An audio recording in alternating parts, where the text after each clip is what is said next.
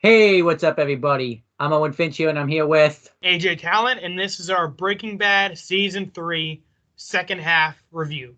Yeah, so this is episodes 8 through 13. If you want to know what they're called, that's what Wikipedia's for. Yep. And go through my channel, because, I have all the title names and everything Yeah. in there. We should, this is our, fourth video on it or something, but we did episode reviews to go in depth of each episode, so check those out. And those are also in case you that was our first viewing of Breaking Bad, or his at least, so no spoilers in those. We are doing these videos in hindsight, knowing everything that happens. And so, we will be spoiling things that happen. And now that we said that, so this is a warning. Click off the video now. Now that we've said that... 2, 1. Gail dies. Yep, Gail dies. So, spoilers.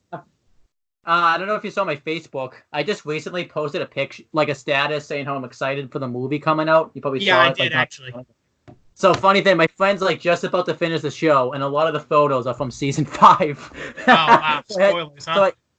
So I had to warn him, do not go through these photos, because a lot of it's from... Because most of them are from season 5. Yeah, I saw a couple pictures of Walt, and you were like, I really hope Walt's in the movie, just not in the present. Yeah, you know what I mean by that, obviously. I hope it just... I mean, yeah, you don't need to, beat around the bush. Yeah, Walt dies. Spoilers. I mean, again...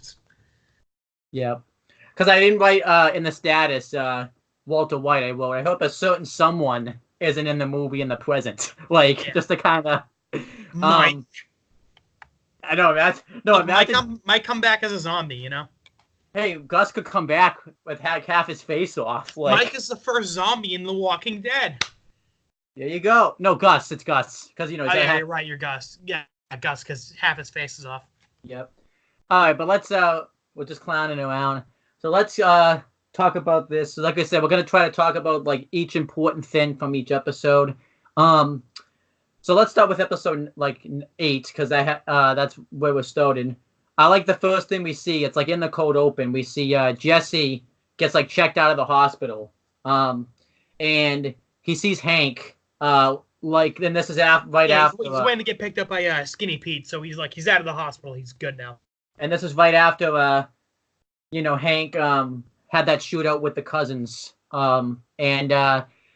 He's basically being rushed to the hospital. So that way, he can be worked on right away because he's, bleeding out and everything like that. Yeah. And Jesse sees this, and when Skinny Pete pulls up, he sees all his face is all messed up, and he's like, "Are you okay, bro?"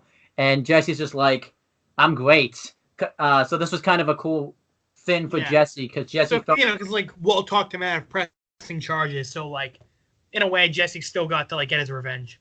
Yep. So that was really cool. The twins weren't really upset about Tuco dying. They were upset that Hank beat the shit out of Jesse. That's what they were upset about. Oh yeah. Even though they don't even know who Jesse is or anything. Yeah, I know, right? That'd be funny though. In a sense though, the twins got their prayers answered in a way, because they go earlier in that episode and do a prayer for Hank's suffering. And in a sense, even though they died, their prayers... Well, I mean, do they? I don't think they pray for Hank's suffering. They pray for Walt suffering. They go back late, before, in that episode, and they do the same thing for Hank. Oh, okay, gotcha. So in a sense, they both end up suffering, so it works out. Yeah. So maybe that's all it took for their prayers. Maybe the twins' prayers were answered for their suffering. If you want to find out if we think Walt and Hank won or lost, check out videos we did on those. Yep. Just plug in everything. So, pretty much, Walt, I do like the scene we should talk about where, Walt has to explain to Gale, why he's being replaced. And he doesn't really want to say, the real reason. So he's trying to say, well, you're great, but we just don't have the same styles together. We don't really connect together. Yeah, he was like, I'm jazz and you're classical music, And I love, too, Walt was like, oh, me and Jesse, we just mesh together. And then as soon as he says that, Jesse comes in. He's like, yo, this place is dope. Just acting like an idiot. And Gail's like, all right, cool. I bet Walt's just like, damn, you're not helping my case here, Jesse. I know, right? Because, I feel like a lot of people, say, Walt actually didn't want to work with Gale anymore. I feel like Walt loved working with Gale. He just again, he needed. I'm sure he wasn't like mad that he had to work with Jesse again. Yeah. I still say like he liked cooking meth with Jesse better, just because it's that. I do think Walt was being genuine, where like him and Jesse just have this connection. But I do think he did like Gale. Oh yeah, of course. Walt even says at the beginning of season 4, when you make it Walt versus Gale or Jesse versus Gale, Gale loses. Yeah, I do think though, even if the shootout and stuff didn't happen and like Hank didn't go beat the crap out of Jesse, like I said, I think Walt was gonna get bored making meth because it's kind of like Gale's doing everything kind of, and he's like in the same. It's that ego of Walt. I don't think he would like to work with someone that's equally as good as him in a way. Like, so, then, Jesse pretty much tells Walt that about the shootout because Walt had no clue about it, which it's kind of weird. Like he had to hear about it from Jesse. And this is a cool scene because Walt and Skyler still like weren't seeing eye to eye, and they kind of forgot like all of that to kind of like Which I mean, I feel like it's pretty accurate. Like when you're whether you're fighting or not, a family emergency comes up, you kind of like band together. And this is cool because Marie finds out from the DEA that Hank didn't have his gun since he had been suspended and everything, so she kind of goes off on the DEA because she like blames Gomez for like not being there for Hank, even though like he's supposed to be his partner. Yep. Because I think Gomez was supposed to probably leave like roughly around that day for like Texas, but a bigger matter came at play. So Marie freaks out and says like everyone who's related to DA, like get out, we don't want you here. And I like it too because then she starts blaming, and I put the air quotes around blaming Walt. But I do kind of like this in a way because it's pretty much kind of Walt's. Actually, it's fully Walt's fault in a way. Like Yeah, well, she says like for the wrong reason. She's like, if you didn't buy pot off of that Pinkman kid, none of this would have happened. Which is kind of like, I like Marie is totally like justified in being blaming Walt, but I do like how like immediately after she regrets it and she's like, Walt, I'm so sorry. Yeah. So it kind of makes you can't hate Marie. She's like her husband's almost dead. She's freaking out. It's really cool though in a way, because now when she finds out with Walt's Eisenberg, I imagine how pissed off she was because she actually was in the right to because Hank. That's really sad when you think about it. Like Marie loved Walt, he was family, and she ends up hating him. Everyone ends up hating him, but it is kind of sad, Yeah, but so I do like though like Marie like is trying to like find what like little things wrong with the hospital. Like when they're eating dinner, she like points out that the fork's not well cleaned, so she kind of like translate that into saying like that the whole hospital is messed up because she's putting her care into the family. And Walt brings up in a way like how he had his surgery done at the end of season 2 at the same hospital, and he didn't think he was going to make it, and he did. And he kind of says like it proves that like I'm strong, like Hank's so much tougher and everything. Yeah, it's like I'm not half the man your husband is, and I survived this place. So yeah, I like that Walt was able to swallow his ego for a bit. Yep. Well, that was Eisenberg was able to swallow his ego. I bet imagine Eisenberg's ego came out and he's like, I'm more the man of your husband. I know he flips out on Marie like, I'm better than Hank. I hope Hank dies. But I will make sure Hank shot in the head in the desert. Walt just starts saying spoilers. Hank and Gomez die. Jesse gets captured by a neo-Nazi. Yeah. And then she's just like, because obviously she would like be like, I don't know what the hell you're talking about. So it's like, what the hell are you talking like? Sorry guys, I'm being a little goofy today. I'm a little tired. But this is a really good episode. It's very depressing just because like the whole episode is it's in the hospital. Yeah. It's just everyone trying to deal with what happened with Hank.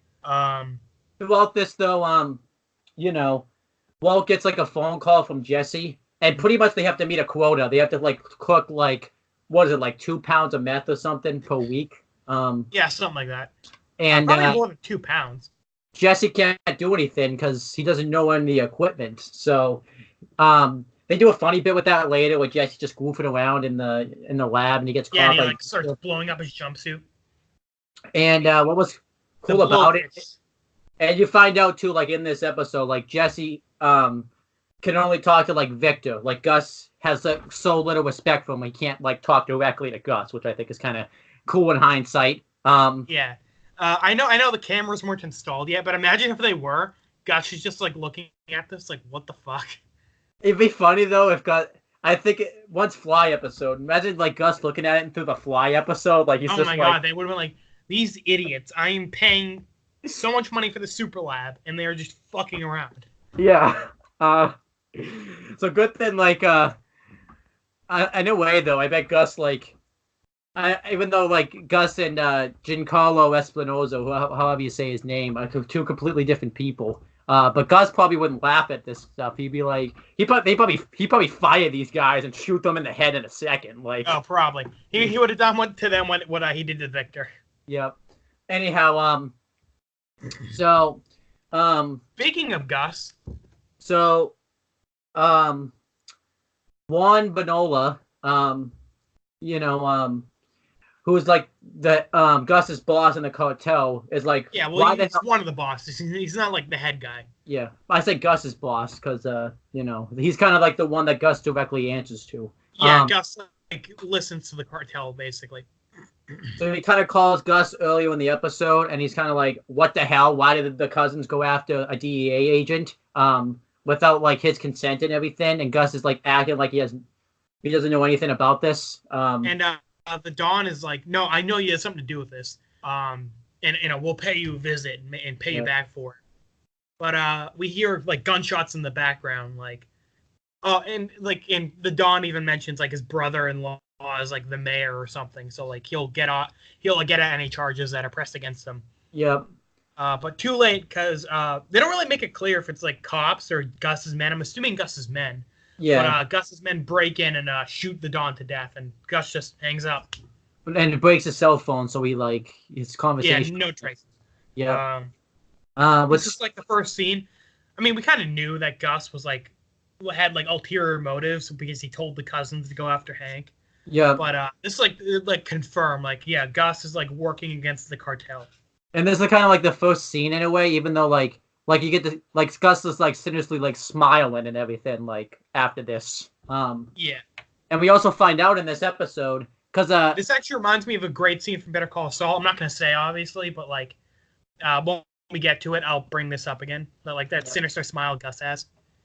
What's cool about this is throughout the whole season, and the writers talk about this and stuff, we had been one step ahead of Walt because Walt had no idea that these cousins were after him, and he had no idea like Gus knew basically about his medical history and that Hank was a DEA agent. And Vince Gilligan like wanted to find a way for like Walt to find out this information without it like being like a rehash or anything. So this episode was not sound forced. And a good way to do that is having just Gus show up with some chicken. Yep. But Gus like should have showed up with like sitcom music, like he opens the door and the laugh track plays, like, "Hey guys, want some chicken?" Yeah, right. I would love Breaking Bad as like a sitcom. Well, we should say Walt has like like a feeling though about the cousins, like he when he's Gomez mentions that like one of them is still alive and like in one of the upper floors, so they bring Hank. Gomez and a couple DEA agents bring Walt up to his room. Yep. And the cousin like turns over and sees like Walt and the other agents like in the window of the door, and the cousin like rips off all of his stuff and like starts crawling over to Walt. Yeah. And we see like his legs are off. Like they had to amputate him because of the car smashed into him.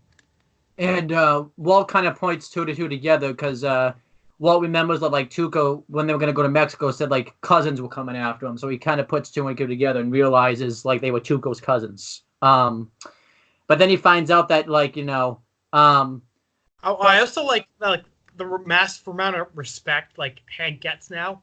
Like he was already super respected, but like everyone was like, man, Hank was a badass. He took those two guys out before he went down himself. Yep. And Walt's worried for the safety of like his family. So when Gus shows up, and this is like when Walt finds out like, Gus's knowledge like that, because he mentions like he met Hank before and everything. And he goes down and they replay this scene in season 4, which we'll talk about. And Walt tries to tell Gus like our business together isn't gonna be hurt because Hank's a DEA agent, and he basically like asks like Gus if like if his family is safe and everything like that. And Gus says, I've been told the 2 men are dead and one of them's dead and one of them's gravely injured. And I kind of like how they have this conversation because like they have to make it seem like they don't know each other. So like Gus even says like a hide in plain sight and everything, and like they shake hands, and then all of like the cops and DEA agents go up, run upstairs, and hey, you brought up something before we started recording. Do you want to talk about it? What Walt says to Gus? That like Walt would have done the same thing. That's later. Oh, is it? God, sorry. Yeah. So they went upstairs, and we find out that the other cousin died. And I think we would at first meant to think like he just bled out and died, but we find out we see Mike, and if you watch the episode, it doesn't show. You can like see him walking in the background, and then it zooms in on him. We find out that he poisoned the cousin. So basically, Gus took out the cousins and Juan all in one big swoop. Pretty much, yeah. And we still don't know like at this point like why Gus is killing off people in the hotel yet. And then so that's episode 8 pretty much in a nutshell. Episode 9, I do think it's cool because Hank had predicted like I do think it was cool to get to see the montage of like them in the super lab, and you get to see like the whole process of like how they transfer the meth that they just hide it behind in Gus's truck, like in like some like chicken that's like melted and stuff like that. I think it's pretty cool. Hank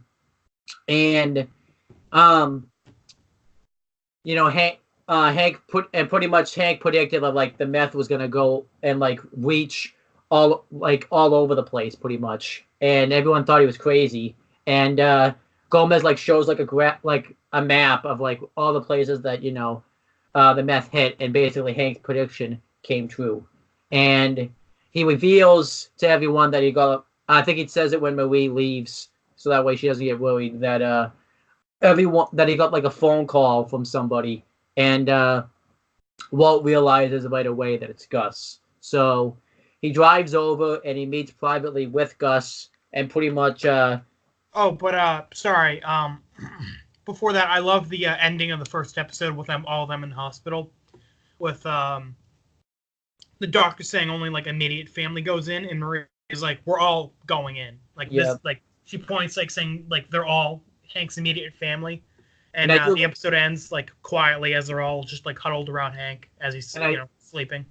I do like how they mentioned too, like it shows everybody. And I think Walt's face, like, is more like everyone's concerned, but Walt's face is more guilt because, Walt's guilty because he feels like he put Hank in there to begin with because, had he not gotten kidnapped by Tuco and things, Hank would have not had that shootout with Tuco to begin with and stuff. So, I mean, I really love the scene just because, like, again, it's a hindsight thing, like knowing what happens to all of them. It's like this is the last times like they're all together as a family. Yeah, pretty much. And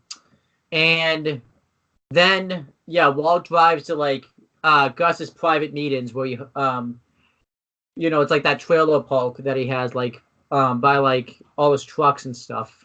And Walt pretty much figures out Gus's whole plan. Pretty much Gus wants to be the only one that's providing like his meth in North, so he wants to take out all of the cartel so he can be like the head honcho pretty much.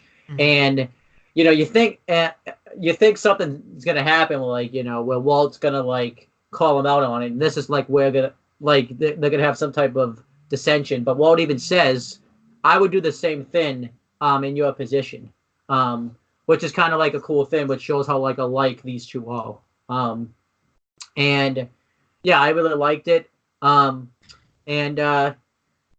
I liked too how it was Eisenberg talking because he was an old dog, but you could see like it was somewhat Walter White because they had like his face, like some of his face like was like dark on one side, but it was like light on the other side. So it's kind of like it's a mixture of Walter White and Eisenberg talking. And Walt wants basically and he even says like he owes Gus his life because pretty much he saved his life full on. Yeah, by like directing the cousins to Hank. And Walt wants to know like what's gonna happen pretty much like once the 3-month contract of his is up cooking. And Walt says that he wants a protection for his family. So Gus pretty much offers him $15 million like once he's done. Basically Walt is gonna meet his quota that he wanted to make that he talked about all the way back in season 2, episode 2. So I like it too because this fuels Walt where like he basically like speeds and goes like over 100 miles per hour in his car because it's like fueling him. He's happy like he's gonna finally get the money that he wants. And I gotta say, in season 3, I'm surprised Walt's car didn't just get destroyed because it takes a crap beating in season 3. I know, right? Poor Walt's car, man. I mean, Walt messes up another car a lot worse later on, but yeah. Oh, jeez. So I think that's Walt was like the car destroyer. In season 1, he wrecks that one guy's car. Oh, jeez. Yep. And then season 2, I think he wrecks somebody else's car in season 2. 5, that whole gun car thing. Yep. So then, but yeah, that was cool. And you really see that like that I think you forget about it. Because I forgot like how much respect that Walt and Gus had for each other, like in the early stages of their meetings and stuff. Because in season 4, it's so bad, like they can't even be in like the same room with each other. So you forget like the respect that they have for each other. Holy crap, he's frozen. Hey, yeah, you were frozen on my screen. Yeah, you wasn't on my end too. I don't know if you heard me. I said you forget. You want to just repeat what you were talking about, because in case. I said you forget in season 3 like how big respect that like Walt and Gus had for each other. Because in like season 4, it's like so bad they can't even be in the same room together. Pretty much. Yeah, they were just waiting for the first opportunity to kill each other. So. Yeah, it's cool. Meanwhile, why don't you talk about everything how Jesse's kind of handling like now being in the big leagues when it comes to like cooking meth with everybody and everything. Jesse's handling it pretty well. He's still like feels inferior, I think, compared just because he's not like professional compared to the other guys. Yep. But he decides to go back to his roots and have Skinny Pete and Badger start selling like their meth on the side by going to AA meetings and trying to like promote the blue meth. Because I think he's also getting like frustrated because pretty much like him and Walt are only getting like $3 million after this is over. But yeah, Gus is gonna pretty much like because it's how a business works in a way. The guy that's in charge gets the most money, and he's kind of upset about this because it's their product, their formula. And Walt. So like, Jesse, you will have more money than you know what to do with after this is all over, so stop complaining. This is kind of cool in a way, though, because, when Walt has a chance to sell his methylamine to pretty much get like, more money than that, he doesn't want to do it. So I think that's kind of a cool hindsight thing.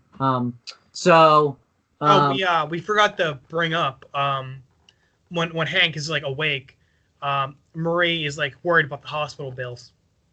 Yeah, I was gonna get back to that after we do all the stuff. Okay, so we'll come back to that. So pretty much Jesse's frustrated about that. Then we see Saul, and Saul pretty much explains to Jesse that he has to pretty much launder his money because if he just has all this money that's not taxable, the tax person of like the iOS would pretty much assume he has a tax cheat and he'll go to jail pretty much. Yeah, and like especially because like Jesse doesn't have a job, so it's like, oh, this unemployed dude just has a shit ton of money. I wonder how that happened. And owns a house. And owns a house too. Yeah. And he explained. I love the line that Jesse says where he's like, "I'm a criminal, yo," because he's like, "I don't want to pay taxes." And Saul's like, "Well, you're gonna be you're gonna be a convict, yo," or something like that. And Saul. I love Saul's sass. Like he doesn't really take anything super serious. Saul explains to Jesse, like, if you buy this, nail salon, all of the renovations from the nail salon is going to go to him since he'll own it, and his drug money will become taxable. Yeah, so just like put some drug money into like his nail business, and then it's clean money, he can use it. I like the way they explain this too, where they explain it to like so that way you would like get it pretty much like Breaking Bad, teaching you how to launder money. Thanks, Breaking Bad. It's really cool because a lot of like business classes, when you watch the comments on the video, like say they show this scene just so that way they would like get it because which is really cool because this does definitely break it down in a good way.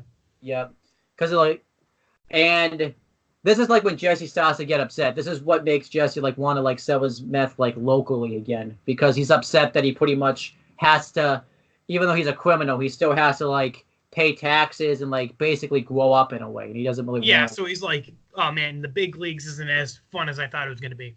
But when you talk about what happens actually I'll let you talk about the Hank stuff. All right, so Hank, he's awake obviously because they mentioned like the call, but they're worried because the rehabilitation program that like can get Hank back on his feet, because Hank is like paralyzed right now. The only thing that can like the money, the program they need is like what, like $100,000 or something like that. And the programs like the insurance will cover like he'll never like walk again either. Right, so they're just Marie's like depressed and like freaking out. Yeah. But Skylar says that Hank and Walt and Skylar can pay for his treatment. Mm-hmm. And Walt thinks for a second that Skylar's going to tell Marie about his like selling meth. But Skylar twisted that Walt has a gambling problem, and she basically like recaps the whole events of the show, but like just makes it so that like Walt is like gambling instead of selling meth. You could actually, in a sense, you could just show someone this scene and everyone would think of that Breaking Bad's about gambling. Like Walt, which is pretty cool. It's like showing Walt's confession with no context. Like you think Hank's like this evil monster. Yeah. So this is like another version of that where you think Walt just has a gambling problem, and you'd be confused as hell though if you just show them this scene and you're wondering like why would they be lying about, or like why would they be keeping that a secret from everybody in a sense, like and Skylar actually spins it that like the reason why Walt ran off back in season 2 when he was kidnapped by Tugo was because he lost like a couple grand and like couldn't face his family again. Yep. But Marie is like, because it's gambling, like it's a big deal, but like it's not as like evil as cooking and selling meth. Yeah. And killing people, that kind of thing. So Marie agrees that they'll accept Walt's money. Yep.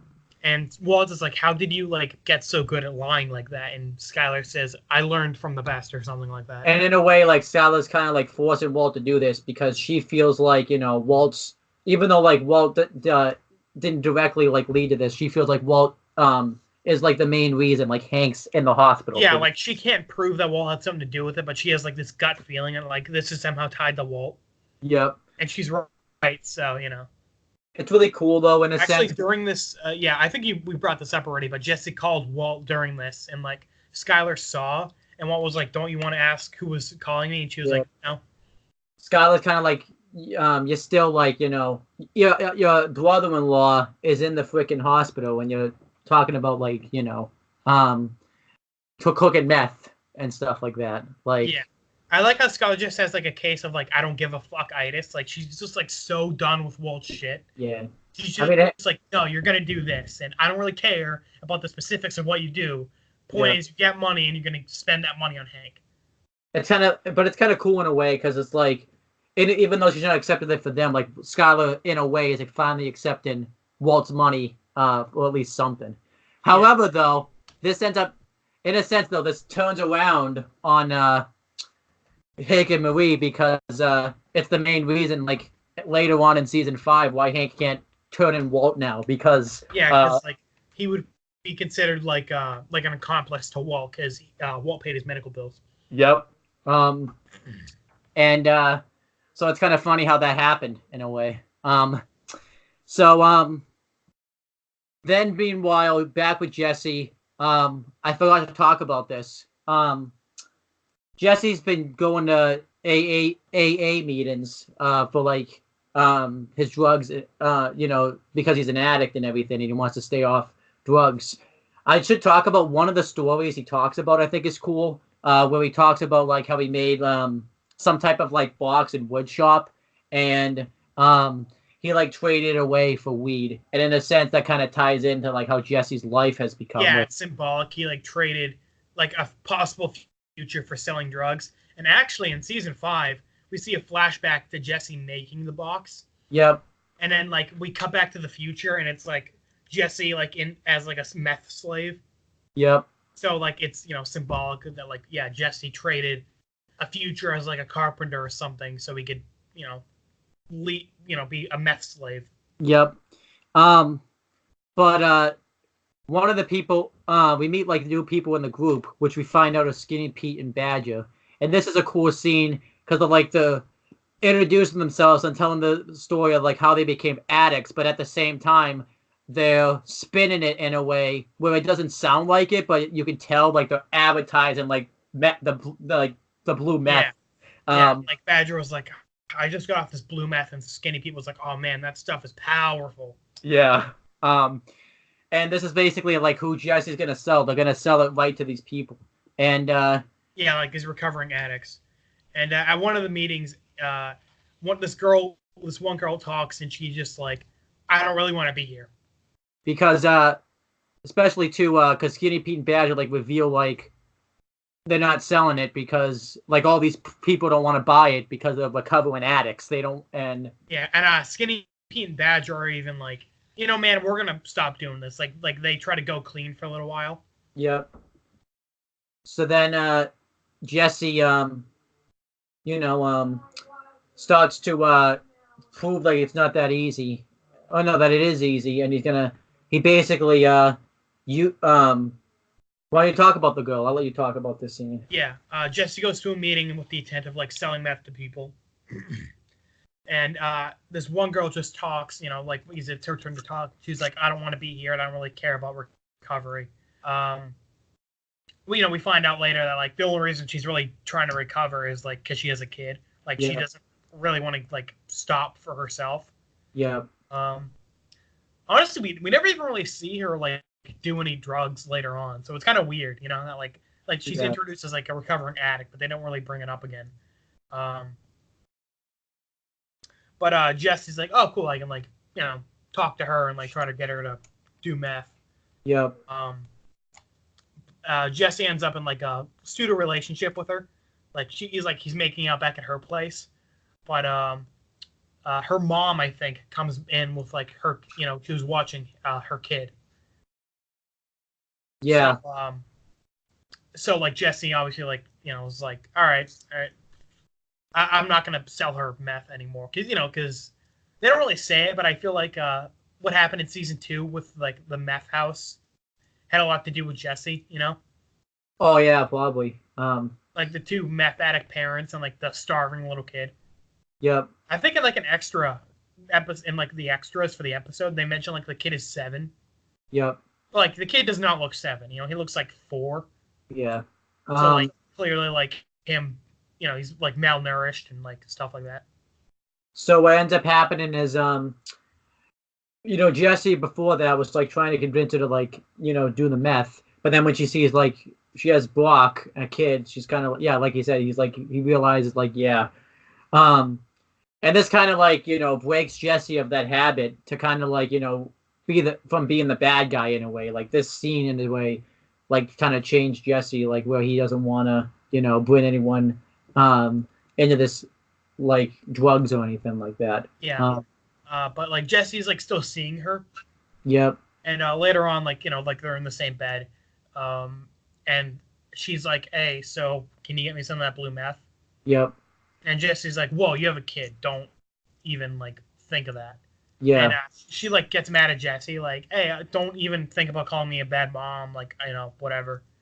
Yep. And we find out about this kid, Tomas. When you talk about Tomas' story. So she mentions that her kid brother ended up shooting a guy, because like he got caught working for these like drug dealers, and she mentions like the specific street, and Jesse realizes like, oh, like this kid is the one who killed my friend Combo. Yep. And he's pretty pissed off about that. Because like before Jesse just was like, oh, a couple drug dealers like just shot Combo. I don't know them, so I can't do anything about it. And he was also kind of like dealing with a bunch of other stuff at the time. Yep. So Jesse's like wants to like kind of get revenge in a way. And let's get that. So yeah, Jesse buys like the meth, and we're gonna come back to that because we're gonna segue for a second to something else, and then we'll come back to that. Well, hold on. Jesse like asks Thomas for some meth. Then like Thomas like nods like this car. They pull over up to the corner. They take Jesse's money, pull away, and then Thomas or Tomas, whatever, gives Jesse the meth. So like not only are they having this kid do their dirty work, like they're making it in a way so only he would get in trouble. Like the guys just show up, get the money, and leave. Like Thomas is the one who like deals it and gives them the meth. Yeah. And so Jesse's pretty pissed off that like they're just having these kids like take all the blame and they're just collecting the money. Because we find out like even if they get caught, all they do is just get sent to juvie. It's not like they go to jail or anything like that. So it's like it can't be traced back to them pretty much. But first, let's segue for a second.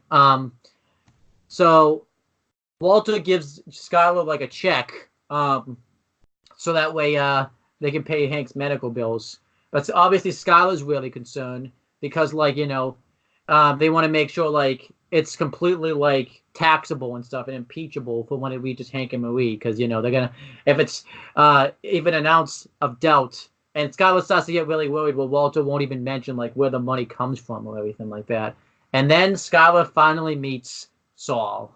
What's cool about this scene is Saul has always been able to like talk circles around like Walt, Jesse, and everybody else. And Skylar was like the first person that isn't taking any of that from Saul. Yeah. I like how like when he first meets Skylar, he's like, Skylar, Walt's told me a lot about you. And then she's like, oh, really? What'd he say? And he's like, a classy lady, like a classy lady with just the right amount of dirty or something like that. Yeah. Like something really stupid and like, like she like implying that she's like a slut or something. I do like to you could kind of see like Walt and Skylar, even though like they're criminals, they're different than like any client that like Saul had. Like it shows like in the waiting room, and it's all like people that like are trying to fake injuries or like just pretty much big like not big criminals, but like people like you could totally tell would be criminals if you looked at them for like a second. So it's kind of like cool to see like that difference. Yeah. Skylar, and then we should talk about too. In this world, Saul gets like a lot of crap for like because he's like such a clown and everything, but he really is like a good lawyer. He knows what he's doing. Yeah, definitely. And pretty much Skylar wants to know like what are we gonna do to make this money impeachable. So Saul explains money laundering to them, but since Skylar basically was a bookkeeper, she knows all about that. That's where when Saul can't talk circles around it because she knows everything pretty much too. We should probably point out because we mentioned Mike is the one who killed the second twin. when we're first introduced to Mike, he's working for Saul. Yep. But later on, like Mike threatens to break Saul's legs, like for Gus. Yeah. So like we kind of see that, like, all right, so Mike is like more loyal to Gus because obviously like Gus is probably paying more. Yep. So like it's just kind of cool to show like the totem pole, like who really runs the showbiz here. So and, Saul actually ends up like hiring a new like bodyguard type guy, just because like he's worried Mike is gonna actually like kill him or something. Yep. So then what was I gonna say? Oh, so yeah, Saul is explaining like Walt's gonna invest in a thriving business, and it's gonna be laser tag, and it's so stupid because like that's just totally something that like is out of Walt's character. Like, why would Walt waste his time invested in laser tag? Like, Skyler even calls him out on it, and Saul like explains it by saying, "Well, he likes science and lasers and stuff, but it's like one of those stereotypes that a lot of people like just because it's lasers, instantly scientists are just gonna invest in it." It makes no sense to like Hank and Marie. Like they're gonna ask a lot of questions all of a sudden if like Walt just randomly invested in like a laser tag business. Like, there are two things I'm sad we never got to see. I'm sad Jesse and Walt never went to go do go-karts, and I'm sad Walt and Jesse never did laser tag. Oh my god, it's frozen again.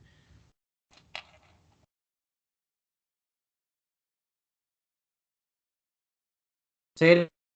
Hold on. Yeah, you were frozen.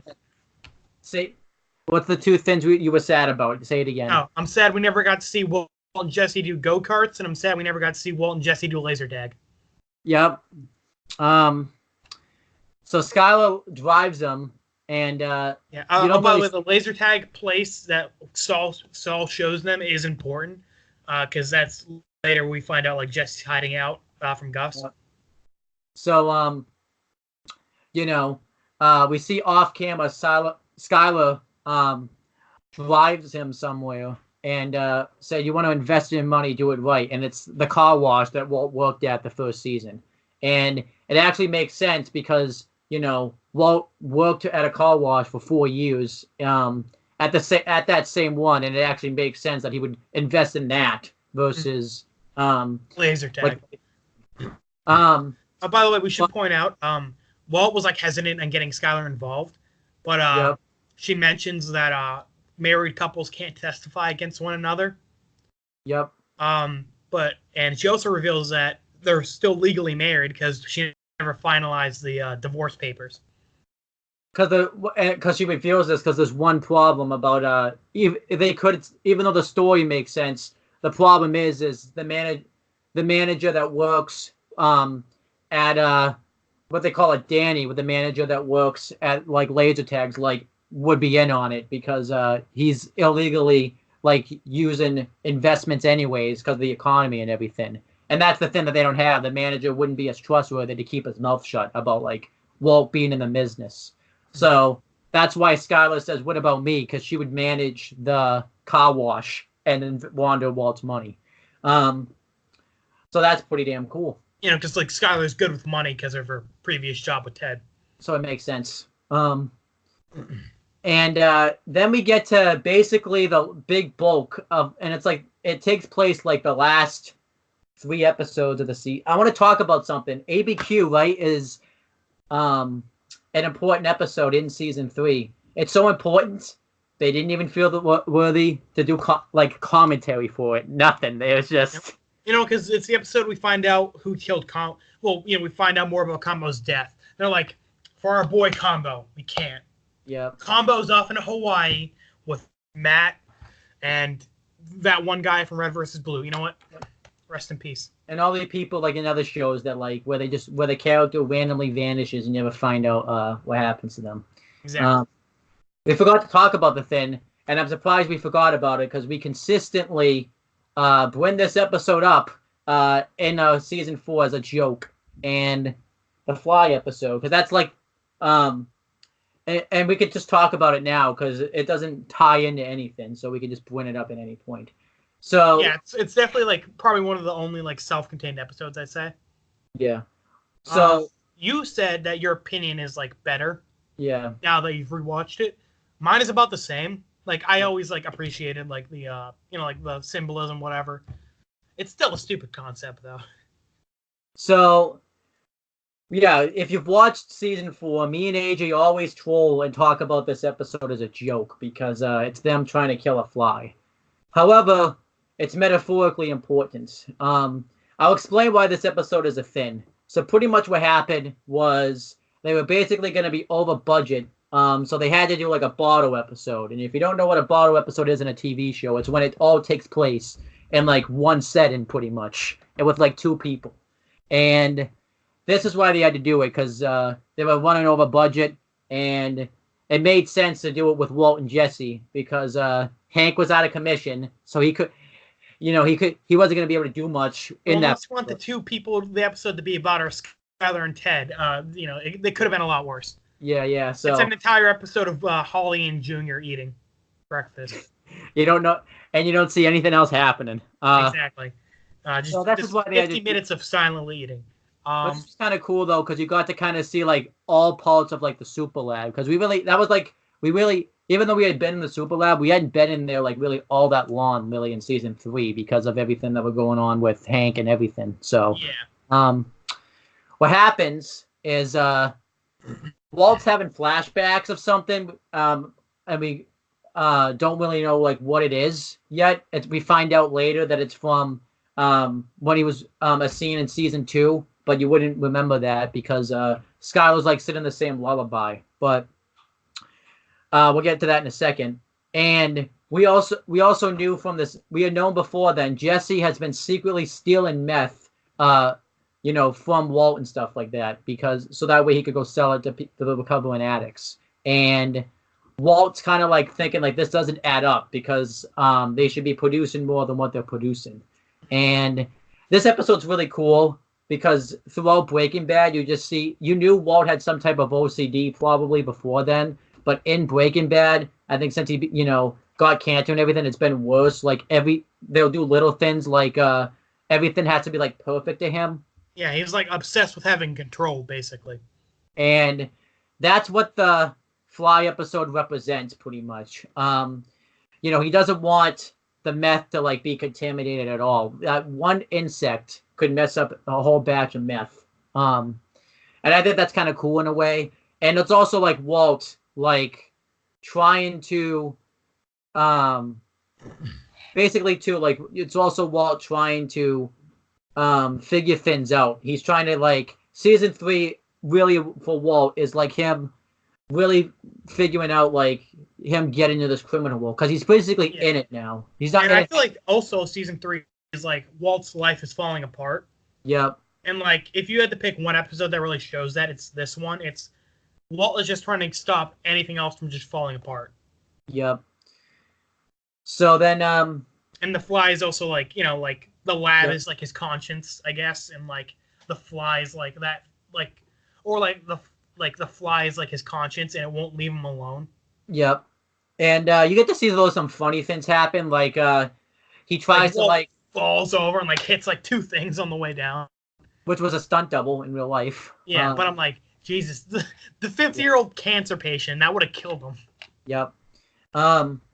And Jesse comes in, and I really like this because Walt is explaining this to Jesse, and Jesse thinks Walt's just like his cancer spread to his brain pretty much, because we find out like in a flashback that the same thing happened to his aunt pretty much. Like she thought there was some he like explains it to Walt, like my aunt thought this raccoon was under her like floor the whole time. Yep. We find out like the cancer went to her brain. Yeah. And Walt was like, Jesse, I get what you're trying to imply here, but like, no, the Fly is real. I like to like it's a big joke too, because like Walt's even telling Jesse there's been a contamination, and Jesse thinks like Ebola broke out, and Walt's like, no, it's a fly, and Jesse's like, a fly. Yeah, Jesse was like, I thought it was like Ebola or something, and Walt was like, why would like an African disease be here? Yeah, in Albuquerque, New Mexico. Exactly. So yeah, and Jesse was like, shut up, man. You know what I meant. And then so the whole episode is just them trying to catch a fly. I like one scene. Jesse tries to um, like cook a batch of meth like behind Walt's back, and Walt like pops up out of nowhere like he's like a horror movie like jump scare character. Like, what are you doing? Like, and they get into a fight like. And Walt had made like this homemade swatter that's pretty damn bad, but like he has nothing. He didn't have a swatter on him, and he hits Jesse with it. And you know how we talk about that bet, who can punch Aaron Paul in the face? Yeah, I know, right? Add Walt to the list. So many poor Aaron Paul. Everyone beats the shit out of Aaron Paul. I mean, I think Walt lost the bet though, because it's not like he got a concussion and like got really punched. He just got hit with a. But he said like that fly. I don't. I mean, this one, I don't think Bryan Cranston like expected, the fly swatter to hurt as much as it did. So, what ends up happening is the fly lands on Walt, and I tell you this because this is important. And Jesse hits him, and this improvised because they had like the flies they had weren't like really flies. They were like robotic. They would just fly around. And this wasn't cool. actually, which it wasn't, and it actually wasn't supposed to land on Bryan Cranston. It just happened, so they had to improvise.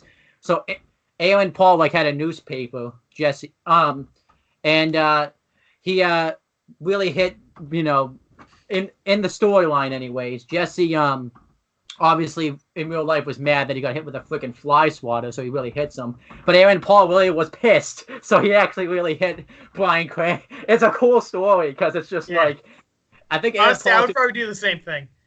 I think Aaron Paul too just had enough too. It was like, you know what? I'm getting freaking concussions. I'm getting really punched by Dean Norris. I'm done. Like, yeah, I know, right? Like he's like, oh man, I'm so happy to be back for the Breaking Bad movie, but really, he's like, oh fuck, I gotta get punched 8 times.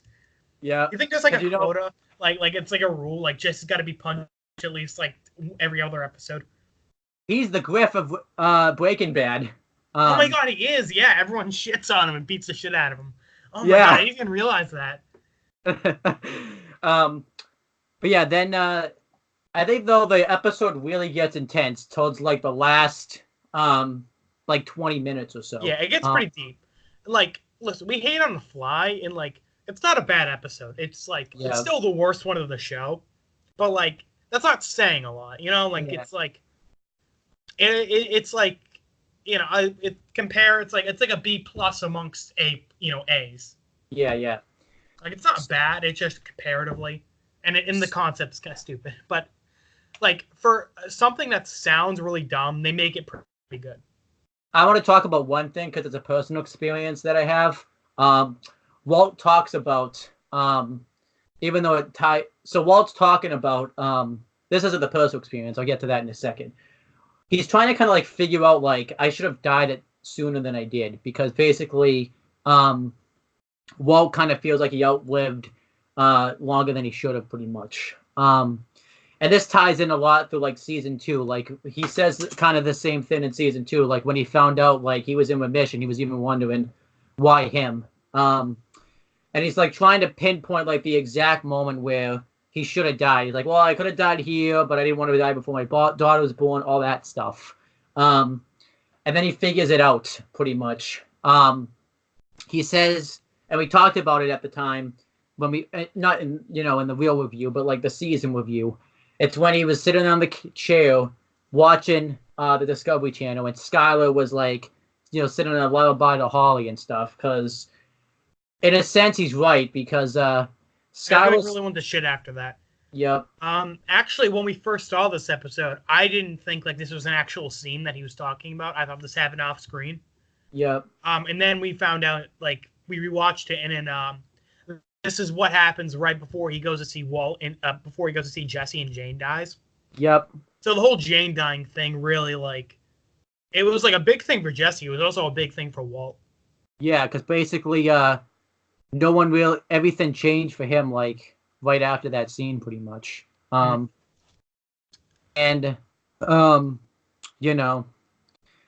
then we find out that, well, we didn't find out, but he reveals to Jesse that he's, oh my gosh. What? Oh, can you not see me? Hold on, I'm going to switch Wi-Fi's real quick. All right.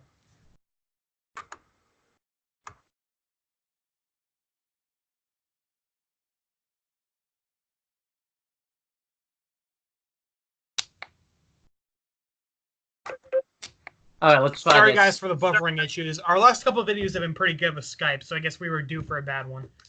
Yeah. All right, so I want to explain. So Walt explains pretty much that he met Jane's father, uh, and he just thinks random. Like he kind of goes through it like scientifically. Like how can the universe be random like that? That of all people in the world, he met Jane's father in a bar, and he happens to have like a conversation with him. And I relate to him in that sense because I have like a similar story in that sense. And me and my friend talked about it. We didn't talk about it like Walt did. We talked about it like as if it's like an act of God kind of working its magic, not scientifically, because I don't think Walt really believes in any of that. So um, me and my friend once got into like a falling out and like an argument over text and stuff, um, and about a situation. And we go to the same school, and I think like it's a community college, so like about maybe like 2,000, maybe like roughly 3,000 people go there, and you know, we both go to the same school, and I went to disability service to take a test. I was done with my test. I was leaving afterwards, and we were talking about it. What a coincidence! Out of like 3,000 people in school, we were the ones that saw each other that day. We looked at each other, and it was kind of like the most awkward thing ever. Um, so obviously we've made up since then, but we had a conversation about that. Like, it was actually like if you probably put this scene with our conversation, it was very similar to like what Walt was saying. Like, had what you a already seen coincidence. Breaking Bad when it started? Uh, I had seen Breaking Bad when he started, but he hadn't. But I forgot about like this scene because, like I said, it's not. But it's still cool. Like when I watch the scene of like Breaking Bad again, and Walt says this, I'm like, wow, I had the same conversation with my friend like not that long ago. So this is where like it's a relatable scene. Like a lot of people probably think that like what a coincidence out of like where like the universe can just. I think it's kind of cool. Like it's cool like how the universe and stuff can just be random like that. Yeah, just like little like things that like shouldn't even happen. Yeah, that is really Yeah. cool. And I think that's why I like this episode a lot more. It's just because like I relate to it a lot more than I And did then. honestly, you bringing up if you think Walt doesn't, you don't know if Walt believes in religion or not. That makes me think of that scene in season 5 where he tells Jesse, like, I don't know if you believe in hell, but like we're already pretty much going there, right? Yeah, I feel yeah, like after when he let Jane die, I feel like that's the scene where he's like, yeah, no, if there's a hell, I'm going to it. yeah, pretty much. Um, Because like so before that, like Walt was like, I'm the good guy, or something like that. yeah. Um, so then what do you talk about too once they start like talking about Jane and things like that? Because that's a Yeah, pretty good. Walt is like, I'm sorry about Jane. Like he doesn't let it slip that he let her die, but Yeah, he's like vague about it. but I think And what's Jesse kind of accepted it. He's like, you know what? It wasn't her fault. It wasn't my fault. It just happened. And you were right. We probably would have been dead a week after we took the money. and what's cool about this scene even more, like Walt had taken like Jesse unknowingly had like planted sleeping pills like in Walt's coffee and he drank it. Because I think Jesse was like worried about Walt because he hadn't slept or anything like that, so he wanted to like Like make sure ease he Walt slept. a little bit. Like comfort him a little. And it's cool about this because you think, oh no, he's sleeping. Because remember too, like Walt was heavily medicated before, and he let a certain situation slip. What the genius is about this scene is we think like in this episode, Walt's gonna let it slip that he let Jane die. Like, I think that's just cool in a way. And you gotta wonder. I think Jesse would have been pissed. Um, but would Jesse have been like what? Would the relationship have been salvageable? Even if Walt admitted it and stuff like that. I feel like admitting it now would have been better than when he did admit it. Yeah, because Like Jesse probably would have like been really pissed, but I feel like he would have been able to like forgive Walt. yeah, but like season 5, Walt had done so much stuff. Yeah, That I mean, granted, like Jesse was still kind of like mourning Jane a little bit. Like yeah, I feel like he like accepted it, because like he mentions like it just happened. You can't do anything about it. yeah, But like he was still like sore about it. I'd say so. I don't yeah. think he would have accepted it right away. I think but definitely, it would have been because I think Walt would have been able to like spin it, saying like I was trying to protect you because like your life was gonna fall apart and stuff like Which that. isn't wrong. I feel like Walt was thinking that. Like if this girl lives, Jesse's gonna ruin his life.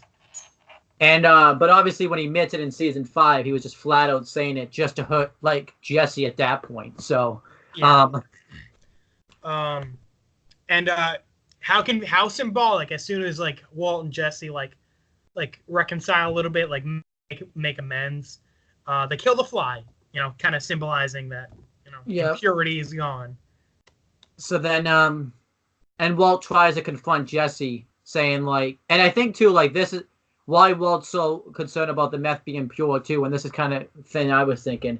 He's kind of because this is after he has that conversation with Gus saying that he got the cartel killed and stuff. He's kind of like thinking like he's realizing that Gus is like a big monster and like isn't like that professional, well-mannered person that he thinks he is. So that's also why he wants. Yeah. So he's scared of Gus basically.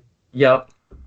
So then, Walt even says to Jesse, like, tries to confront him pretty much by saying like, if you took the meth, I won't be able to protect you with what happens, pretty much, because he knows like Gus and Jesse don't get along anyways, so he knows like Gus. So Gus is just like looking for a reason to kill Jesse. Yep. So then it kind of ties us back. But at the end of the Fly episode, Walt is sleeping in like his apartment, and he sees a fly again. Yep. So like again, that's symbolic of like Walt's conscience, like he's Heisenberg right now, I'd say, but like that little bit of Walter White's still in there, like nagging at him, telling him like you're doing evil shit, stop it.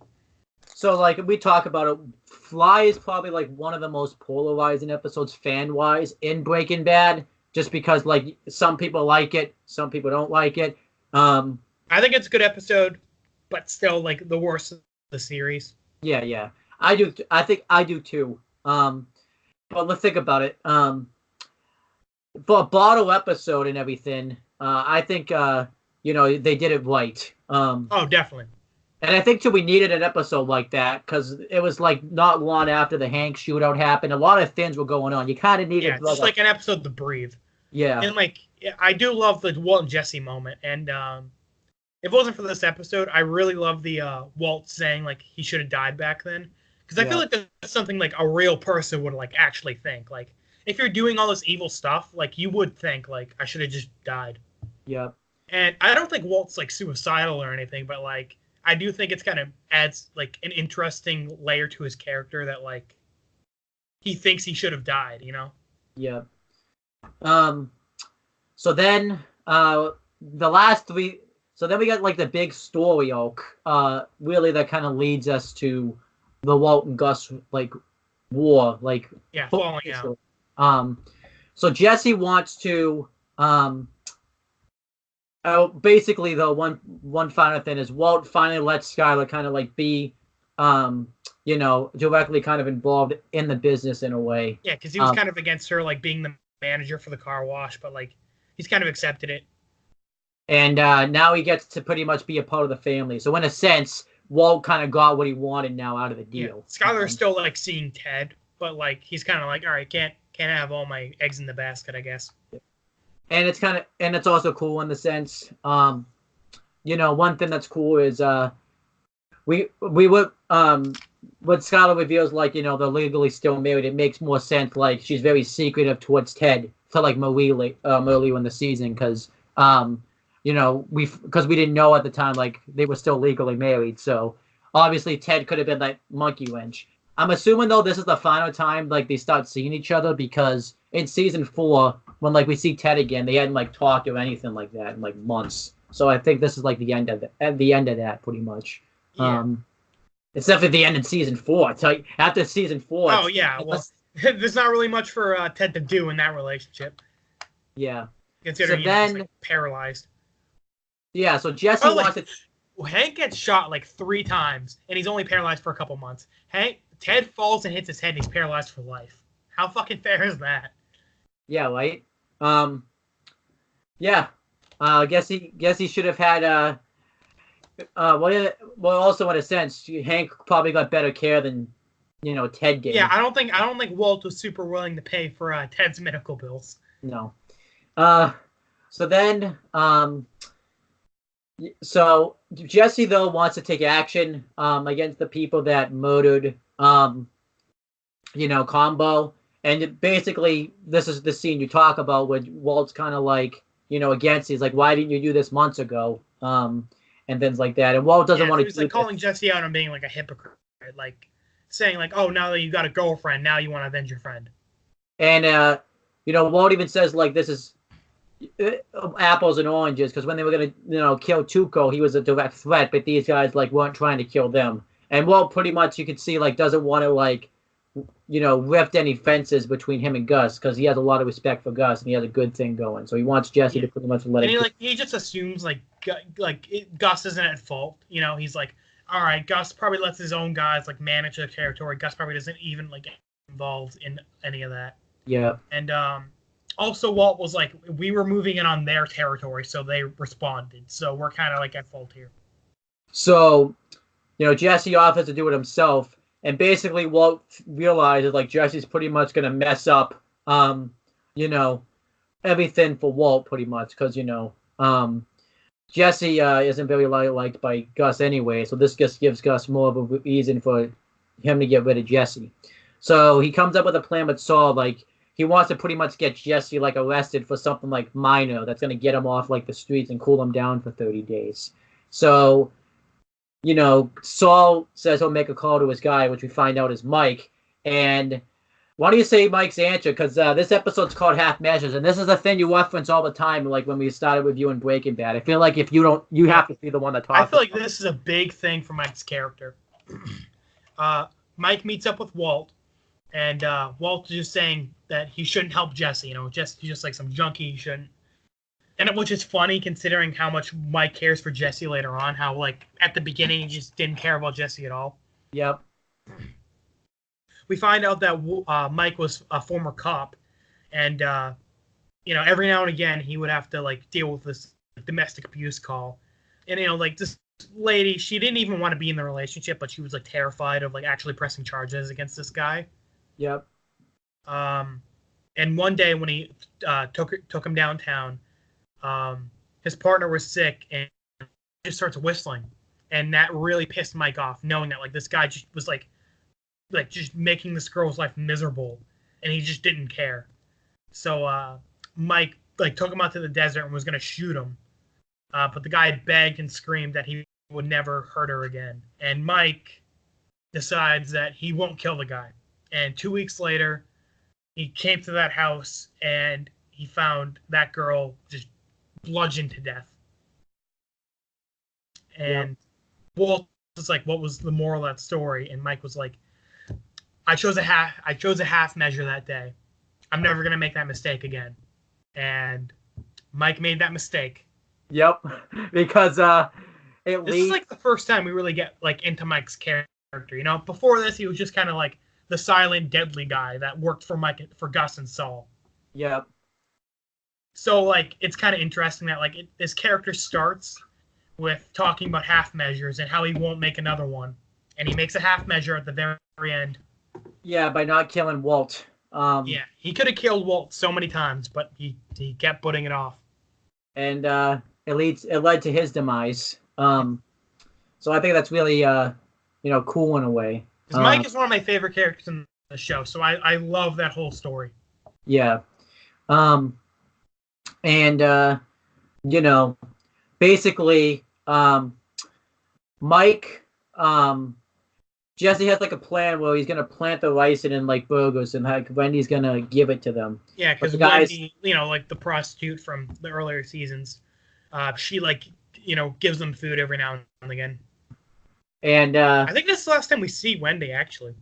Yeah, we don't really see. We don't see her after this. This is the last episode. And the guys never. She's not like super important, but it is kind of weird. Yeah. She was just like this girl Jesse would like sleep with every now and again, so it doesn't really matter. Yep. But the guys don't show up, and Mike and Victor pop up, and they drive Jesse to like that place, and pretty pretty much we found out because we see Walt's call there. Jesse figures out like Walt ratted him out pretty much. And one thing that they talk about is really cool in the commentary. Is this is like the first time, like typically when Gus is doing business, no one sits in his side of the room. So like Walt's sitting right next to Gus. So this is kind of like showing. Oh like, yeah, that's pretty cool. Yeah, how much like respect they have for each other. And Gus even mentions like, I would not normally be dealing with this kind of situation this way, but for the respect I have for this man, I will. Yep. And it's just funny thinking if this were season 4, Gus would be like, "Fuck Walt," pretty much. Like this is like the last time Gus will have respect for Walt. Yeah, because it ends in the end of this episode. Mm-hmm. Pretty much, he forces them to shake hands, and Jesse has to keep the peace. And Jesse's like, "Fine, I'll back off," but Gus is making them shake Jesse's hand, and he's pissed off about that, but he ends up doing it. And they reveal. Gus tells him no more children when, and I think this is cool because Jesse's kind of the first. Like Jesse even catches on to he's kind of like the first one to call out Gus in the that we've seen in this show, because Walt did, but he said I respect you for it. But Jesse's kind of the first one we see that doesn't show Gus any respect. Yeah, and again, Gus ends up respecting Jesse for that. That Jesse is so defiant. Yeah. But Jesse's like, yeah, well, your assholes were dealing with kids, so I'm not cool with that. Yeah. So then Gus says, yeah, no more children. And that's what, it's ambiguous if Gus ordered the hit on Thomas. Yeah. I personally believe he was, because, well, one, Gus is so serious about not letting having witnesses, Gus is super against witnesses. So that makes me believe that, yeah, Gus is the one who wanted that kid dead. I also just think too, Gus is someone that he doesn't see any value in having him really around anymore. So yeah, so like a loose end, pretty much. Yep. We find out Tomas, was killed. And Andrew's obviously upset because that's our little brother. And Walt sees it on the news, so he realizes Jesse's gonna take action against it. And I like how they do this. He sits down with Skylar and Walter Jr. and talks about it. And goes to have a dinner, and then it cuts to him saying, "I gotta go," pretty much. And this is really sad because this is what forces Jesse to kind of finally break and start, basically start storing meth again. It's sad because he was so clean for so long. But I do kind of think it's cool because Jesse, you could make the argument, still kind of wasn't happy, even though he was clean in a sense. Everyone thinks, once you get clean, things is so much easier. You're gonna be so much happier without the drugs, and this kind of shows, not always the case. Yeah, not always.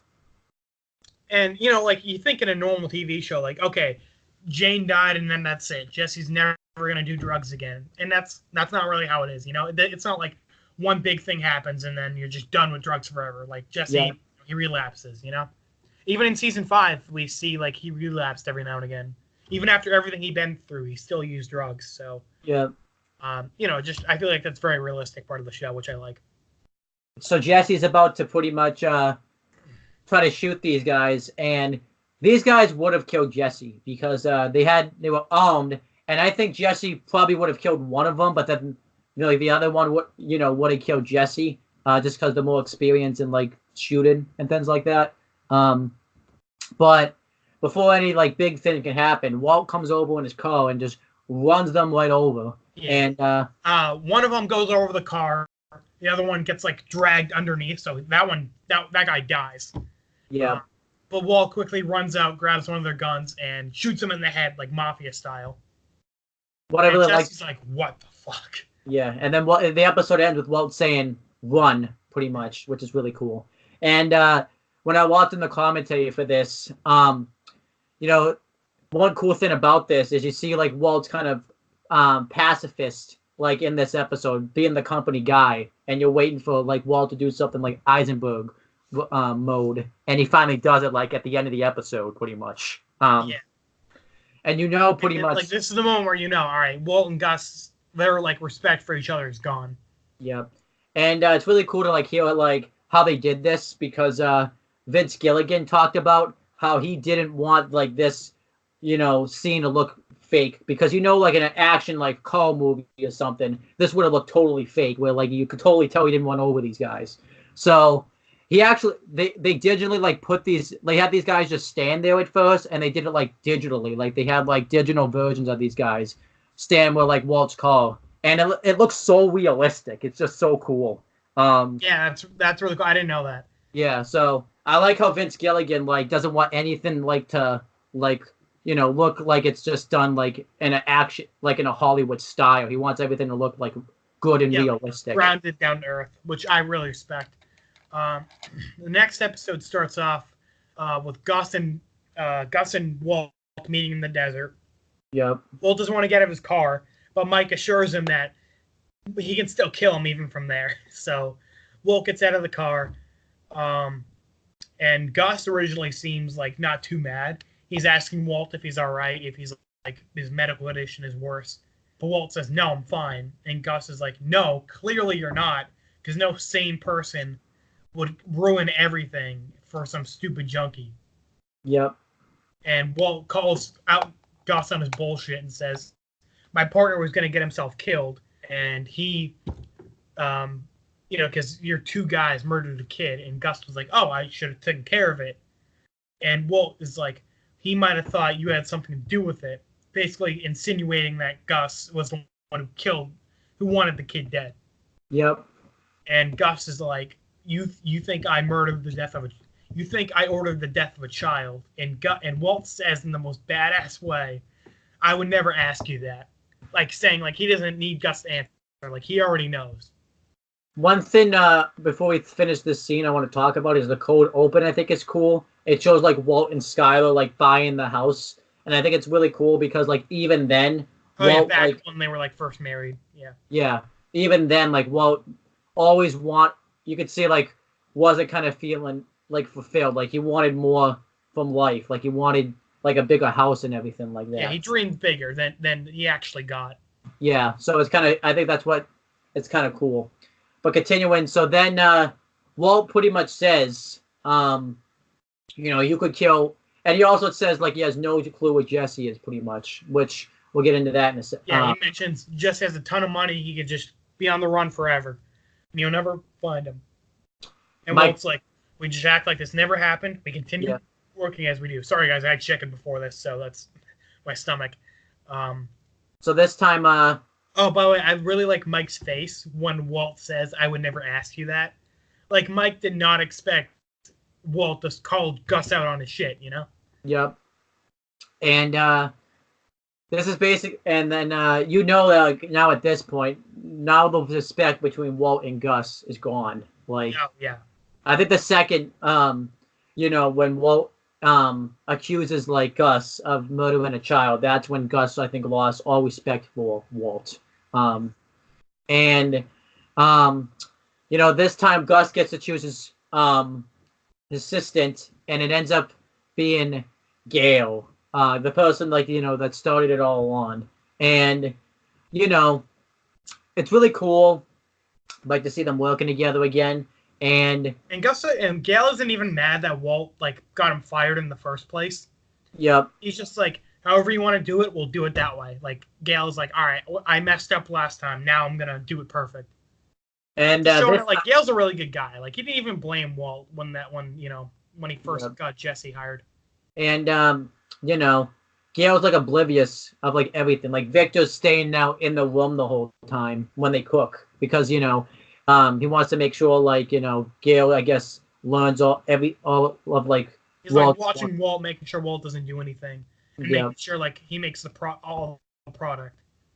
And it kind of ties in because Victor staying in that room kind of leads to his demise the next episode. So, because he tried the season 4 beginning, yeah. Yeah. So later on in the day. One thing we forgot to talk about though before we finish this, we forgot to wrap up Hank's storyline. You can talk about that. So, Hank pretty much doesn't want to leave the hospital until he can like fully walk out by himself. You could ask if that's a pride thing or not, which I think it is for Hank, because basically his pride is sucked away. Like he basically has no way to kind of hide now. Like he has like before he was able to mask like his emotions with his manlyhood and stuff, but because he's just so gonna be so wheelchair confined and anything, he doesn't have that anymore. Yeah, season 3 was the shit on. Season 3 was the season that Walt, Jesse, and Hank all get shit on. Like nothing goes right for them. So Marie's being like a really caring, like wife and stuff. She's trying like everything like she can. She tries to like get kind of Walter Jr. to kind of goad him into leaving by like saying, "So what do you think? I should be in a hospital?" Since Walter Jr. is crippled pretty much. And eventually, you know, which I, this really happened. They bet, whether Hank can get a boner from a hand job from Marie or not. Yeah, which is a funny scene, but it's also kind of sweet. Weird thing to say it's sweet about, but it's also kind of contrast like Walt and Skyler's marriage, how like their marriage was like kind of loveless from the beginning. Yeah. And like Marie and Hank, like they really love each other, they really care about each other. So it's sweet. Yeah, and that's kind of like you could say the whole storyline of like Hank and Marie. It really shows how strong the marriage are, where they can like they literally. Everyone says like till death do us part and everything. Literally, that's kind of what Hank and Marie's relationship was. They went through. Hank was going through like, and even Marie was going through like the worst stuff, and they still loved and cared about each other. Like at the end of the day, and everything like that. Which is really admirable, whatever. Yeah. But anyway, Hank loses the bet. He popped the boner, and the scene just ends like with Hank like, no, it's never gonna happen, and then it just cuts to Hank like pissed off in the wheelchair leaving the hospital. Yeah. Marie's just smiling. Yeah. Like real proud of herself. Yeah. I like how Hank is like, you got 1 minute, and she's like, plenty of time. Yep. This is one of those things, by the way, where me and AJ related or embarrassed talking about this stuff. Yeah, I know. I was even like, it's a funny scene, but it's not something you want to talk about with your cousin. Yeah. So, anyhow, because we were watching Family Guy the other day, and there was some scenes in Family Guy we were watching together, and we're like, we're gonna have to. It's like not something you want to watch with your cousin or anything. Yeah, it's like, ugh. I mean, we grew up together, so it's not too bad, but like still. Yeah. Anyhow, so back to the end of season 4. So Gus visits Gail, and this is when you find out like Gail is like super like nerdy. Like he listens to like a lot of foreign like music. He's a weeb. Pretty much. I think it's cool though. I like it. Oh yeah. I love Gail. The music he's listening to, I might be called a weeb, is actually I think, even though you don't understand what the half of it is, I actually think it's quite good. Is it actually Japanese? It's not Japanese. It's probably like, it's not English, but it's like, I don't know what it is. No, not too bad. I mean, I like to listen to like languages, and I like to listen to music in other languages. So, so pretty much, why don't you talk about this scene with Gus and Gail? Gus comes to visit Gail, and they sit down.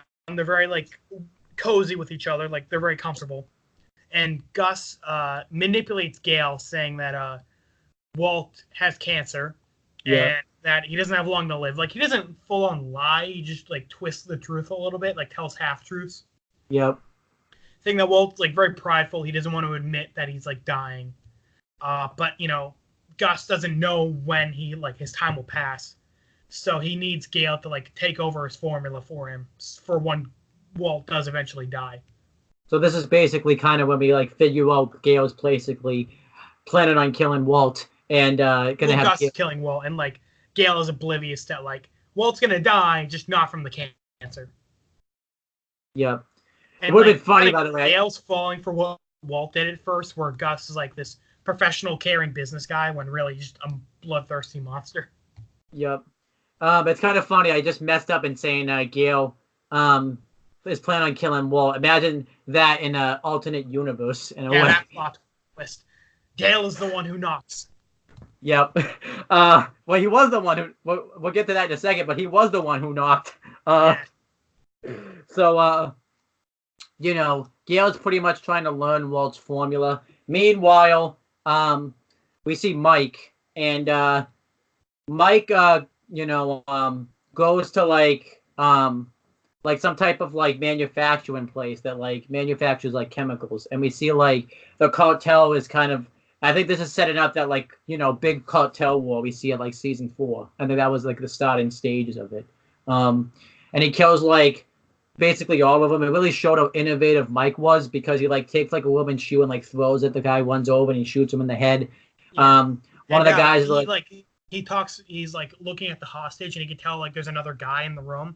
So he like points the gun at the wall and has the guy like raise his hands like up and down to show like if his gun's pointed at the right height, and then the gun like shoots the guy through the wall. So we find so basically we find that it really shows Mike was like a really efficient cop. He wasn't only a cop too. I think they hint at him being like in like a SEAL or something, or like in like the special forces or something. Yeah. So Mike then this is the scene you talked about, goes to Saul and basically threatens him to tell him where Jesse is. And Saul's like trying to talk circles around him, but Mike's not having any of it. So basically Saul says, okay, I won't technically necessarily tell you, but I have it written down. I'll just leave the room and I would just say you found out where it was. And he finds the address. But then the next scene, Saul and Walt are going to the laser tag place. So Saul can, trick Walt into buying it and manipulate him to doing so. But we really find out that that's what Jesse was. But they couldn't talk, Saul was really like his car was wired and everything. So they had to pretend like that's what they were going there for. Because we see later, Victor follows them there. So I think basically Saul ratted Jesse out to Mike, but no, really, Saul was like protecting Jesse. Yep. And I think this is cool because this is like the first time ever we really see Saul like because typically when we've seen Saul, he's always like the comedic aspect of the show. This was the first time we saw Saul like get like serious ever, and like whether it's Better Call Saul or Breaking Bad, any of that. So then and one cool thing throughout this season, because we think the audience has always been like one step ahead of Walt. Like Walt's been oblivious to everything, so we think that's kind of the case. Like Walt doesn't necessarily know like Gus is planning on murdering him and replacing him with Gale. But we kind of put two and two together because Gale keeps like asking a bunch of questions to Walt about the formula and how to do things. So Walt's smart, so he puts together that like, all right, Gus is like telling Gale to like learn my formula so he can kill me. So this is when it's revealed like Walt knows that pretty much, and Walt and Jesse are trying to like figure out a way out of it, and Walt pretty much says like he kind of figures out like Gus doesn't want to hurt production, so pretty much if he gets Gale out of the picture, he pretty much Gus won't have anyone else for Walt to replace him. So pretty much it's not gonna save their life completely, but it's gonna extend their lives. Yeah, it's gonna buy them some time. Yeah. So Jesse's like, oh man, we gotta kill this guy. Walt is like, all right, I'll be the one who kills him. Yeah. But he needs Jesse to find Gale's address. This is an important moment for Jesse because throughout the whole season he's been talking about he's the bad guy and he's been acting that way, but now later in the season, he's like trying to convince Walt like not to kill him and everything like that. Yeah, because Jesse knows Gale's a good guy, So, what was cool about this episode is Skyler and Walter Jr. don't do anything in this episode, but you see them like in the background doing stuff, and it's kind of nice like to kind of see them like in the background, and especially like Skyler because you never really see Skyler like in the background doing anything. So, it's a nice change of pace. I like how, like, towards, as the season winded down, we focused less on on the other characters and focused more and more on, like, the Gale situation. Yeah. That's what the season ends on. So Jesse gives him the address, and Walt's about to go do it, but it's too little too late in a way, because Victor comes over and makes up a lie saying, that there was a chemical spill. So pretty much we know, like, Walt waited too long, pretty much. Yeah. Poor Walt, as soon as he was leaving to go get Gale, Victor shows up. Like, Yep. such shitty luck. I feel like if Victor showed up like an hour later, it would have been fine. That could be a what if. What if Victor showed up an hour later? Like, yeah, I know, right? So then, you know, Walt actually goes to the lab, and I like it too because, like, Mike and Victor, like, I think didn't know like Walt had any idea what was happening, but the second Walt pleads for his life, yeah, Mike, they're like, okay, Walt knows. Yeah. Yeah, because like Mike's like, all right, go down there, Walter, and fix the leak, and Walt's like, no, I don't want to, and Mike's like, the sooner we do this, the sooner we can all go home. And Mike's like, stop. I know you're going to kill me. Don't. Yeah. And Mike's not having any of it. He's like, Walt's like, please let me talk to Gus. And Mike's like, nope, not having it. Sorry. And you can kind of tell, like, Mike's even, like, reasoning with Walt, like, hey, I don't want to do this, but I have a job to do, pretty much, kind of, in a sense. Yeah. Like, and I feel like after this scene is, like, when Mike just, like, doesn't care about Walt at all. Like, he's like, I should have killed the guy when I had the chance. He took a half measure. Oh, actually, in the beginning, too, I do kind of like how he throws Mike's speech back at him in his face. Like, hey, you said no half measures. Like, he throws his speech at him, like, right in his face. Yeah. Walt took the advice to heart. Yeah. So then he threatens. So then Walt says, he reveals, like, Jesse Pinkman is in town. Because we find out the address that Mike had was fake, pretty much. And... So we think Walt's like gonna sell out Jesse to like save his own life. And Walt goes for a cell phone. He calls Jesse, and this really shows, I think, a difference. We talk about, like, we compared Breaking Bad to Death Note, like how Walt and, like, Light would have reacted in, like, this scene in a way. Because I think Light, we talk about, like, Walt's better at, like, adapting his plan on the fly. I think Light maybe would have thought of this, but I feel like, Light would have been able to adapt, like, as quickly as Walt did, in a sense. Like, Walt's definitely better, like, on his feet thinking. Light is definitely better at thinking, like, the 12 steps ahead type of deal. Yep. Because you always see, like, Light loses it anytime, like, his plans fall apart. At the end of Death Note, Light's plan fell apart, and he just, like, cracked under the pressure. Yep. Granted, at that point he was a little, crazy in the head, but still. Yeah. Pretty much he tells Jesse to go kill him because, like, Jesse has like a 20-minute lead, and I really like this scene. Like, you see, like, Mike, like, holding the gun, and when Walt gives the address, it's kind of like, even though Mike is the one holding the gun, Walt's the one holding him hostage in a way. Like, yeah, I like how, like, at the beginning, like, it's vague. Like, Walt is like, it's got to be you. Like, Mike doesn't know what he's talking about. But then it's like, quickly Walt's like, all right, you have a 20-minute lead, get there now. And then Mike, like, tries to grab the phone, but it's like too late. Yeah. And I don't really talk about the camera work a lot, but I really want to bring up that, like, at the beginning, it's like the camera work is like super zoomed in on Walt, like, to make him feel like claustrophobic, and that, like, Walt doesn't have a lot of room to work. But as soon as Mike takes the gun away and, like, we see Jesse heading out to kill Gale, like it seems like Walt is the one in control now. Like you said, like, now Walt is the one holding them hostage. Yep.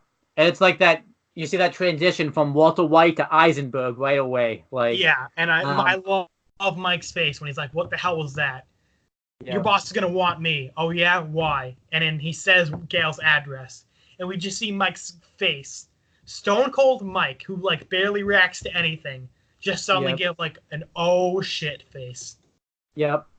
And I think it's cool because this is, like, what's cool about season 3, even though it was only towards the end, they finally developed, like, some type of character, like, for Mike. We got to see, like, Mike change from, like, this, like, silent right-hand man in a way to, like, a character. Yeah. Which is why I love the half measure speech, because that's, like, the first time we really saw that. So why don't you talk? I'll let you talk about the end. Sure. Victor runs off to go chase after Jesse, who's going to Gale's house. Mike is staying behind at the lab with Walt, and really that's the last time we see Walt and Mike for the season. we see Gale like in his apartment listening to music, having tea made. He hears a knock on the door, or it's either a doorbell or a knock. Yeah. I think it's a doorbell, but that makes the I'm the one who knocks seem a little funny. That it wasn't even a knock; it was a doorbell. It was a knock though. So. Oh, was it? Okay. And we see Mike too is trying to call him, but because his music is so loud, he doesn't hear his phone. It's on vibrate too. Yeah, that's another what if. What if Gale picked up the phone? It probably would have been too late anyway, though. Gale opens the door and he doesn't like recognize Jesse. He's like, "How can I help you?" He's got Jesse's like clearly is like looking upset, and he pulls the gun on Gale. And Gale's like, "Take whatever you want. I don't have anything, but help. Please don't kill me." But like he can see that Jesse like isn't after like any of his possessions. Like he can tell this isn't just like a robbery. Yep. And he's like, "Just please, you don't have to do this." And you see it from Gale's point of view, and you just hear the bang go off. Jesse's crying. Season ends. Yep. And we know if Jesse did it. Yeah, because of the bang. Yeah. Yeah. But it's really cool because this was Jesse's first kill ever on the show. And got his first kill in the first episode.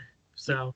Pretty much, yeah. Oh, yeah, he did. He killed Emilio. He wasn't really upset about it because that was like, that was like a kill or be killed.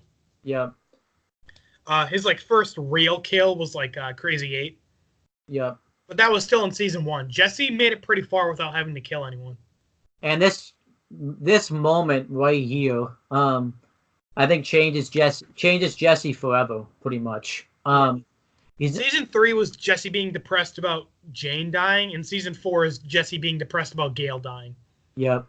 So I think, it's a hell of an ending because now, now you're left questioning like what's gonna happen now with Walt and Gus, because this show too, like Gus, I think realized like he's not gonna be able to like kill Walt as easily as he thought now as he was gonna. Like he thought like he could just do it, secretly like that, but now Gus even realizes, I think, in a way like this is gonna be more of a challenge than I thought.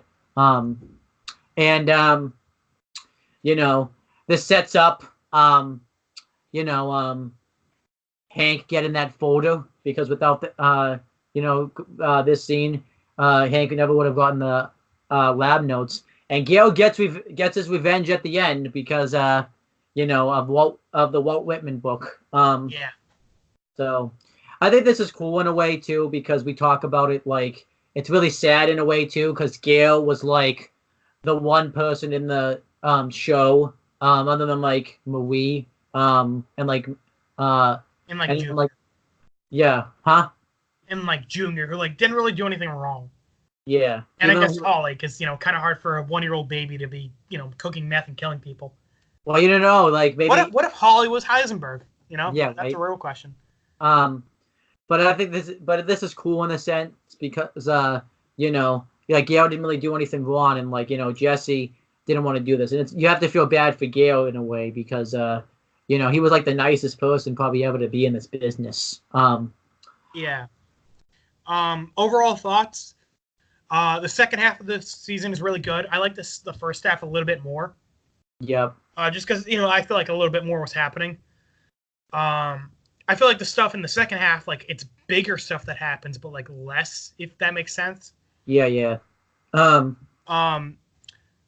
am kind of sad that like Hank kind of got benched for this part of the season. Season 4, I feel like handled Hank better, where like Hank wasn't in the action, but like he still had a character. Like that was his character, that he wasn't in the action and he was depressed about that. Yep. This season, Hank is like in a coma for half of it, or like he's bedridden for half of it. Yeah. And there's not a lot of scenes with him. I love Marie. Like this is the part of the series that like made me love Marie. Yep. I like the stuff that happens, like the shootout with Hank and the killing of the cousins. This is when you see Gus like become like the guy we know him in season 4, like become that. Now we can tell like he's the villain now. Yep. And think about it, it was two. This is like that 2-season buildup of season 4 with that chess match, that season 1 chess match, which is awesome. Yeah. You know, you got I feel like too, because you know Saul was just kind of brought into the fold. You got to see like Saul finally kind of be a character, full on in the show. Mike, you know that half measure speech is in here. I think a lot of the stuff that gets brought up in like season 5 and like season 4 it really gets set up in this season. Yeah. You know, it's the stuff, and you know, you get to kind of see like Brock and Adriana are introduced here. Yeah, Brock and you get to see you see something else.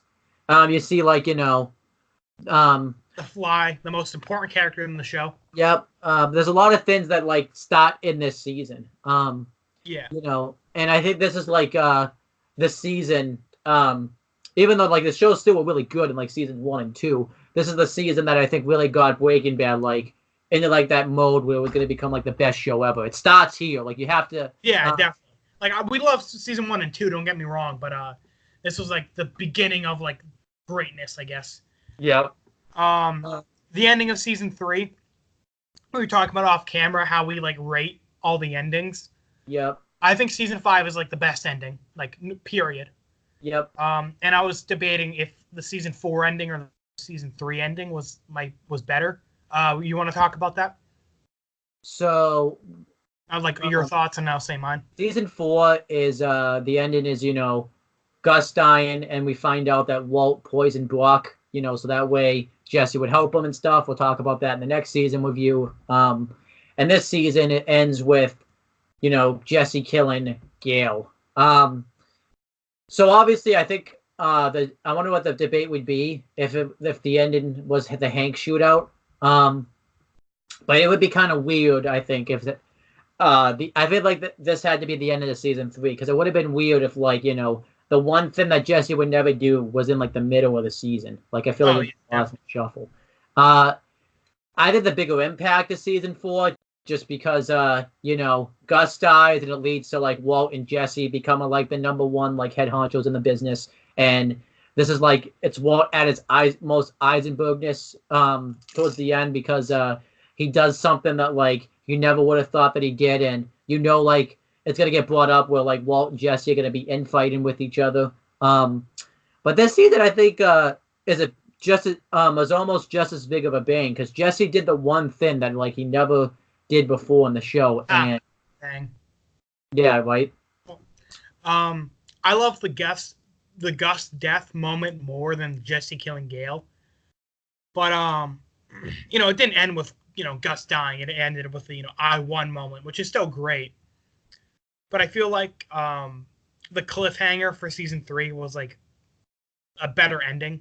Yeah, that makes sense. You know, like it didn't end with Gus's face getting blown off. It ended with you know, it had a couple things after that.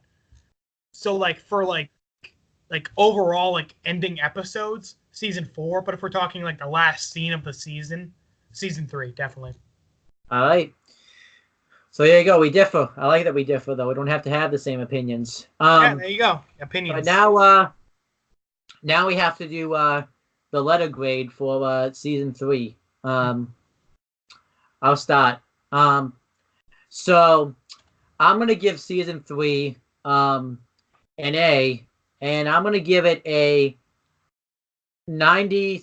I'm gonna give it a 98 out of 100, just because I really like. That's high praise. Yeah, I really like season 3. You get to kind of see like Walt, Jesse, and like Hank's lives start to fall apart. It's kind of like Walt, an A+, right? Huh? You said A. That's an A+. Oh, I thought an A+ was just 100. Okay, so I'll give it a 96 then. That's just an A. Then it's an A. Okay, yeah. I mean, I was just saying you can make an 98 if you want. Well, yeah, but we gotta. It's not A+ though, so but you know, I really like, you know, you have to see Walt, because this is like the season 2 where Walt really breaks into like he has to basically conform and question whether or not he really wants to be in the business, because basically he was kind of in it low key in seasons 1 and 2 because he had family and like he had another job. Basically, he lost all of that, and that's all he was kind of doing now. It's you see Jesse. It's really cool to kind of watch in hindsight too, because Jesse's the one that's more bad than Walt in this season. Up until the very end.